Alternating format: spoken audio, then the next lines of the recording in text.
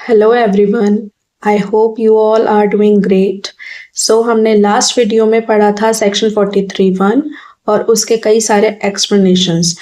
आगे कंटिन्यू करते हैं एक्सप्लेनेशन 6। इस केस में है होल्डिंग कंपनी अगर कैपिटल एसेट सब्सिडरी कंपनी को ट्रांसफर करती है, उस केस में होल्डिंग कंपनी ने जो कैपिटल एसेट ट्रांसफर किया है वो नॉन डेप्रिशिएबल एसेट है। अगर वो ट्रांसफर सब्सिडरी कंपनी के पास होती है तो वो डेप्रिशिएबल एसेट हो जाती है, मतलब वो उस पर डेप्ट चार्ज करेगा as per explanation 6 to section 43(1).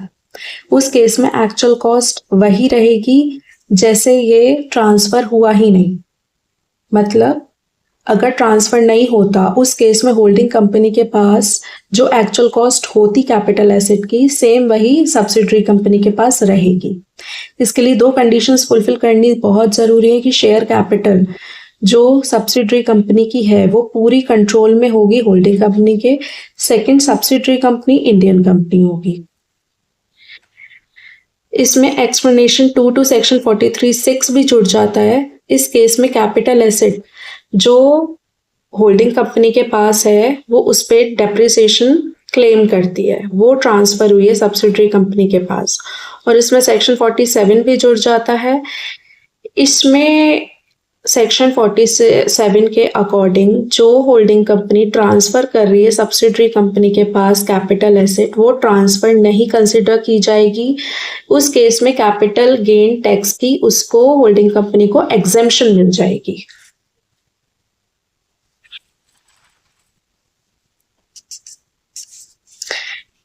Exemption मिल जाएगी उस।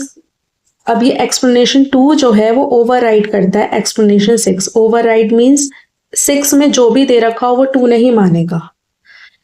सेकंड, सेक्शन 47 भी सेटिस्फाइड होना चाहिए। उस केस में ब्लॉक ऑफ एसेट जो सब्सिडरी कंपनी के पास रहेगी वो ट्रांसफर वाले दिन जो WDV होल्डिंग कंपनी के पास है, होल्डिंग कंपनी के पास रजिस्टर्ड है कैपिटल एसेट की, वो ही एक्चुअल कॉस्ट सब्सिडरी के लिए मानी जाएगी। सेम यही कॉन्सेप्ट अप्लाइड होगा अगर ट्रांसफरर इस केस में सब्सिडरी कंपनी है और ट्रांसफरी होल्डिंग कंपनी है। बस सिचुएशन ये रहनी चाहिए कि सब्सिडरी कंपनी इंडियन कंपनी ही हो। चलिए एग्जाम्पल से समझते हैं। होल्डिंग कंपनी 1 अप्रैल 23 में उसकी WDV 2 लाख है जिसपे वो 15% चार्ज करता है। वो ट्रांसफर करता है सब्सिडरी को 10 लाख में 30 जनवरी 24। अब केस 1 क्या है? एस लिमिटेड हमारी फॉरेन कंपनी है।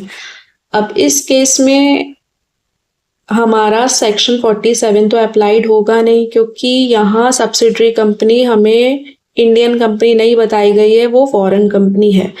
तो कैपिटल गेन टैक्स का एग्जेम्पशन तो मिलेगा नहीं, कैपिटल गेन टैक्स लगेगा जो होगा 10 लाख में से 2 लाख 8 लाख और WDV निल हो जाएगी। सेकेंड, एस लिमिटेड के केस में एक्चुअल कॉस्ट हम 10 लाख ही कंसिडर करेंगे। Explanation 2 to section 43(6) not apply as condition of section 47 not satisfied as limited is not an Indian origin company. Second case, अगर एस लिमिटेड एक Indian company है तो उस case में हमें सेक्शन 47 का एग्जेम्पशन मिल जाएगा होल्डिंग एच लिमिटेड यानी होल्डिंग कंपनी को, तो WDV निल रहेगी और कैपिटल गेन टैक्स भी नहीं देना रहेगा। और एस लिमिटेड के लिए जो WDV रहेगी वो 2 लाख होगी एज पर एक्सप्लेनेशन 2। सेकेंड है होल्डिंग कंपनी की 100% शेयर होल्डिंग है सब्सिडरी कंपनी यानी एस लिमिटेड में, और एस लिमिटेड कंपनी एक इंडियन कंपनी है। एच लिमिटेड की WDV 10 लाख है 1 अप्रैल 23 को जिसपे वो 15% चार्ज करती है। WDV जो है ये ब्लॉक ऑफ एसेट की है। अब एच लिमिटेड ने जो एस लिमिटेड को एसेट सेल की है वो है एसेट एक्स, मतलब ब्लॉक ऑफ एसेट में से एसेट एक्स उसने सेल करी है 30 जून 23 में 3 लाख की। अब वो एसेट एच लिमिटेड ने एक्वायर करी थी 30 जून 21 1 लाख। तो एक्चुअल कॉस्ट जो निकल के आएगी वो हम जो एक्विजिशन डेट है वहां से डेप्रिसिएशन चार्ज करके निकालेंगे। एक्चुअल कॉस्ट हमारी 1 लाख है 30 जून, तो हम डेप्रिसिएशन चार्ज करेंगे 21 से 22, प्रीवियस ईयर 15%, 22 से 23 15%। तो ये हमारा जो एक्चुअल कॉस्ट निकल के आई है वो आई है, हमारा जो प्रीवियस ईयर स्टार्ट होता है 1 अप्रैल 23, तो ये कॉस्ट कंसिडर की जाएगी as a actual cost subsidiary company के लिए। नेक्स्ट है एक्सप्लेनेशन 7। इसमें सेम कॉन्सेप्ट फॉलो होता है, बस होल्डिंग कंपनी की जगह अमेलगमेटिंग कंपनी, सब्सिडरी की जगह अमेलगमेटेड कंपनी। इसमें भी कैपिटल एसेट ट्रांसफर हो रही है, बस अमेलगमेटेड कंपनी इंडियन कंपनी होनी चाहिए। उस केस में एक्चुअल कॉस्ट वही रहेगी। जैसे सपोज अमेलगमेशन हुआ, अगर अमेलगमेशन नहीं होगा उस केस में जो अमेलगमेटिंग कंपनी के लिए कैपिटल एसेट की जो कॉस्ट रहेगी वही कंसिडर की जाएगी सब्सिडरी के लिए भी। इसमें भी एक्सप्लेनेशन 2 इम्पोज्ड होता है और वो ओवरराइड करता है एक्सप्लेनेशन 7 को। उस केस में एक्चुअल कॉस्ट होगी WDV in the hands of amalgamating company on the date of transfer. Next है एक्सप्लेनेशन 8। इसमें है अगर हमने एसेट एक्वायर करी है लोन लेके और उस लोन पे हम जो भी इंटरेस्ट दे रहे हैं तो वो इंटरेस्ट तभी तक इंक्लूड होगा जब तक capital asset put to use नहीं हो जाती। एक बार capital asset put to use हो गई उसके बाद का इंटरेस्ट जो है एक्चुअल कॉस्ट का पार्ट नहीं होगा, वो उसका हिस्सा नहीं माना जाए। नेक्स्ट एक्सप्लेनेशन है 9। इसमें बताते हैं एसएससी ने एसेट एक्वायर्ड की और उस पे एक्साइज ड्यूटी या कस्टम ड्यूटी पेड की और उस ड्यूटी का उसको क्लेम ऑफ क्रेडिट मिल गया, मतलब जो ड्यूटी उसने पे की थी वो उसको क्लेम हो गई, वो उसको मिल गई। तो एक्चुअल कॉस्ट में से वो जो ड्यूटी पे की थी जिसका उसको क्लेम मिल गया है वो डिडक्ट हो जाएगी। लाइक एसेट 10 लाख की है, उस पर GST 28% लग के 2,80,000, टोटल कॉस्ट हो गई 12,80,000। अगर एसएससी ने उस GST का इनपुट क्रेडिट ले लिया तो एक्चुअल कॉस्ट 10 लाख कंसिडर होगी। अगर उसको वो क्रेडिट नहीं मिला तो एक्चुअल कॉस्ट 12,80,000 होगी। फिर इन्हीं कॉस्ट पे हम डेप्रिसिएशन चार्ज करेंगे। नेक्स्ट है एक्सप्लेनेशन 10।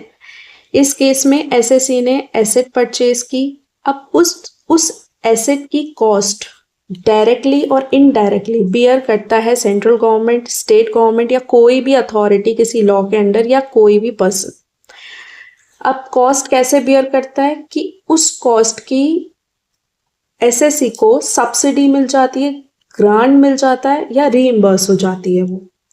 अब कंडीशन क्या है कि ये सब्सिडी जो मिलती है वो एसेट एक्वायर करने के लिए मिलती है या एसेट एक्वायर करने के किसी भी फॉर्म में मिलती है। मतलब ऑल एंड ऑल हम जो एसेट एक्वायर कर रहे हैं उसके रिगार्डिंग ही हमें सब्सिडी मिल रही है। तो इस केस में एक्चुअल कॉस्ट में से वो सब्सिडी या ग्रांट डिडक्ट हो जाएगी, फिर जो कॉस्ट होगी उस पर हम डेप्थ चार्ज करेंगे। लाइक प्लांट 1 20 लाख का लिया हमने, प्लांट 2 60 लाख, प्लांट 3 40 लाख। अब हमें 20% सब्सिडी रिसीव्ड होती है गवर्नमेंट से, तो जो एक्चुअल कॉस्ट निकल के आएगी वो 20 माइनस 20 पे 20% 4 16 लाख। ऐसे हम 60 का निकालेंगे, 40 का निकालेंगे, तो जो कॉस्ट आएगी वो एक्चुअल कॉस्ट होगी प्लांट की और इसी पे हम डेप्रिसिएशन चार्ज करेंगे। नेक्स्ट है एक्सप्लेनेशन 11। इसमें है एसएससी अगर नॉन रेजिडेंट है और उसने कोई कैपिटल एसेट एक्वायर की, उसके बाद वो बिजनेस स्टार्ट करता है इंडिया में और वही कैपिटल एसेट यूज कर रहा है अपने बिजनेस पर्पस के लिए, तो एक्चुअल कॉस्ट क्या कंसिडर होगी कि जो कैपिटल एसेट उसने आउटसाइड इंडिया परचेज की थी उसकी कॉस्ट ऑफ एक्विजिशन, उसमें से हम डेप्रिसिएशन जो डिडक्ट करेंगे रेट वो होगा जो इंडिया में उस एसेट के लिए एप्लीकेबल है और वो चार्ज हम करेंगे from the date of acquisition. Non resident यहाँ पे फॉरेन कंपनी भी हो सकती है। एग्जाम्पल, नॉन रेजिडेंट उसने कंप्यूटर परचेज किया 1 जनवरी 2019 10 लाख, बिजनेस इसने स्टार्ट किया 1 जनवरी 2024 और वो कंप्यूटर वो अपने बिजनेस पर्पस के लिए इंडिया में ले आया। उस टाइम उसकी FMV 2 लाख थी और ये डेट है 1 जनवरी 24। अब एक्चुअल कॉस्ट जो निकल के आएगी वो होगी कॉस्ट ऑफ एक्विजिशन 10 लाख। अब डेप्रिसिएशन हम कब से चार्ज करेंगे, हमने कंप्यूटर परचेज किया था 1 जनवरी 2019 यानी 18-19 प्रीवियस ईयर, 19-20, 20-21, 21-22, 22-23, ये रहेगा हमारा 31 मार्च 2023 तक, क्योंकि 1 जनवरी 24 में वो उसने अपना बिजनेस इंडिया में स्टार्ट किया था। तो हम जो एक्चुअल कॉस्ट निकालेंगे वो प्रीवियस ईयर 23-24 में निकालेंगे, जो कैलकुलेट होके आएगी। फर्स्ट ईयर में तो 20% डेप्रिसिएशन, क्योंकि उसने 1 जनवरी यानी लेस देन 180 डेज, तो 50% हो जाएगा डेप्रिसिएशन रेट, जो कि हमारा 40% है। फिर नेक्स्ट ईयर 40% लगेगा, उसके नेक्स्ट ईयर ऐसे ही हम यहाँ तक 40% लगाएंगे।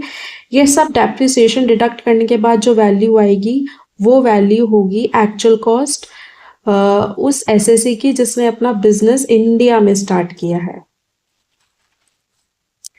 नेक्स्ट है explanation 12, corporatization of recognized stock exchange. Organization of recognized stock exchange as a company, मतलब जो स्टॉक एक्सचेंज है वो उसका कन्वर्जन हो गया है कंपनी में।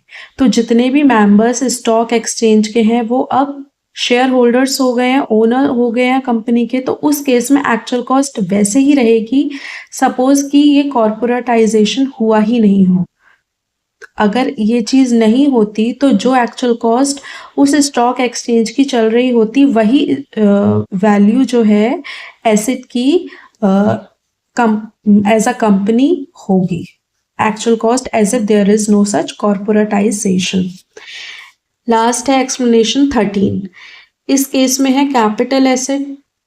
कैपिटल एसेट एसएससी ने एक्वायर की, उस पे जो उसकी जो एक्चुअल कॉस्ट थी उस पे उसने पूरा डिडक्शन ले लिया अंडर सेक्शन 35AD। 35AD में हम आगे ब्रीफली पढ़ेंगे। इसमें है कि कोई भी कैपिटल एक्सपेंडिचर हम बिजनेस पर्पस के लिए करते हैं तो उस पे हमें कॉस्ट पे वो 100% की डिडक्शन मिल जाती है। तो इस केस में जो है एक्चुअल कॉस्ट तो हमारी निल हो जाएगी। अब वो कैपिटल एसेट ट्रांसफर करा by way of transaction under section 47। 47 में कौन से ट्रांजैक्शंस हो गए? Succession, amalgamation, demerger. तो इस केस में ट्रांसफरी के पास जो एक्चुअल कॉस्ट होगी वो निल होगी, क्योंकि वो ट्रांसफरर में के केस में ही निल हो गई थी, क्योंकि उसने एक्चुअल कॉस्ट पे पूरा 100% डिडक्शन ले लिया था। तो जो कैपिटल एसेट ट्रांसफर होके ट्रांसफरी के पास आ रही है तो वो निल वैल्यू पे होगी। नेक्स्ट है explanation 7 to section 43(6). 43(6) WDV cover करता है, तो उसके बारे में एक्सप्लेनेशन 7 क्या कहता है। सपोज अगर एसएससी की इनकम, उस इनकम में बिजनेस इनकम भी इंक्लूड है, एग्रीकल्चर इनकम भी इंक्लूड है, तो रूल 8 अप्लाइड होगा। इनकम का 60% तो एग्रीकल्चर इनकम होगा और 40% बिजनेस इनकम होगा। तो इस केस में हम डेप्रिसिएशन कैसे चार्ज करेंगे? Depreciation charge as if entire income is derived from business. No proportionate depreciation charge. मतलब जो एसेट यूज हो रही है बिजनेस में, तो हम डेप्रिसिएशन को इन दोनों में प्रोपोर्शनेट नहीं करेंगे, हम 100% डेप्रिसिएशन चार्ज करेंगे। एग्जाम्पल, कंपोजिट इनकम है 3000 लाख, WDV है 1000 लाख, डेप्रिसिएशन है 15%। एक्सप्लेनेशन 7 के अकॉर्डिंग WDV 1000 लाख पर डेप्रिसिएशन 15% चार्ज होगा 150। इसका प्रोपोर्शनेट नहीं करेंगे हम एज पर रूल 8। इसी में एक्सप्लेनेशन 2C है सेक्शन 43(6). अगर ब्लॉक ऑफ एसेट ट्रांसफर होते हैं प्राइवेट कंपनी या अनलिस्टेड कंपनी LLP यानी लिमिटेड लायबिलिटी पार्टनरशिप को ट्रांसफर करती है, तो इस केस में कंडीशंस सेक्शन 47(12)B की सेटिस्फाइड होनी बहुत ज़रूरी है कि ट्रांसफर से पहले यानी कन्वर्जन से पहले जो private company unlisted company LLP में कन्वर्ट हो रही है, उस कन्वर्जन से पहले सारी एसेट्स और लायबिलिटीज इसमें ट्रांसफर हो जानी चाहिए और जितने भी शेयर होल्डर्स हैं वो सारे पार्टनर्स बन जाएं।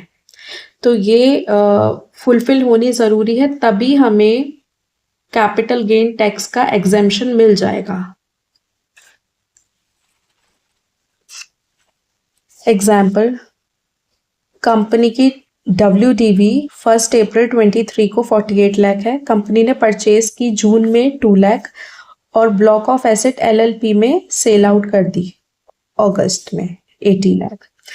तो यहाँ जो हमें शॉर्ट टर्म कैपिटल गेन हुआ, सेल करी 80 लाख और जो हमारी WDV थी 48 और जो हमने एक्वायर करी 2 यानी 30 लाख, ये हमें एग्जेम्प्ट हो जाएगा under section 47(12)B in hands of LLP के केस में एक्चुअल कॉस्ट होगी WDV 48 जो स्टार्टिंग में थी और जो हमने एक्वायर करी 2 लाख 50 लाख जो है एक्चुअल कॉस्ट रहेगी। सो हमारे 43(1) के सारे एक्सप्लेनेशंस हो चुके हैं। बाकी टॉपिक्स हम नेक्स्ट वीडियो में पढ़ेंगे। तब तक के लिए bye bye and thank you.